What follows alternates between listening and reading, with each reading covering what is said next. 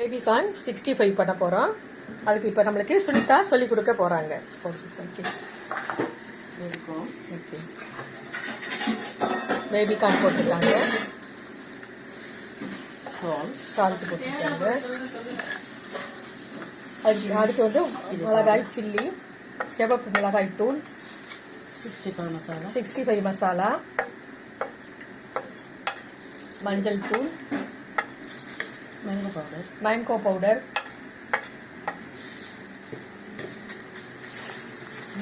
எல்லாம் மிக்ஸ் பண்ணிக்கிறாங்க. எல்லாத்தையும் மிக்ஸ் பண்ணியாச்சு.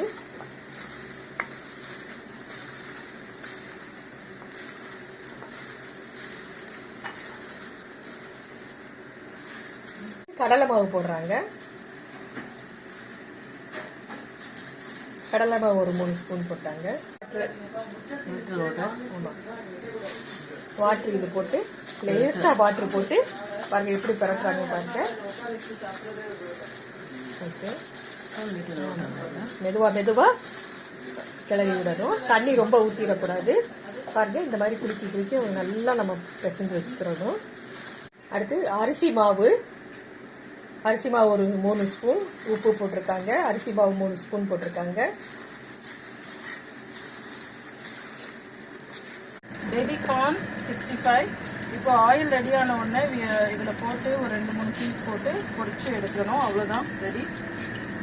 இதை பொரிச்சு எடுத்து அவ்வளோதான். It is baby corn 65 fry பண்ணியாச்சு. ஸோ இது வந்து ரெடி டு டேக் அவுட். இப்போ இதை வெளியே எடுத்துட்டு இது ரெடி. Baby corn 65 ready.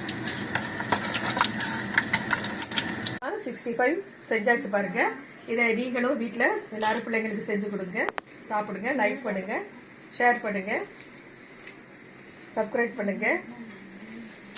பாய், தேங்க்யூ.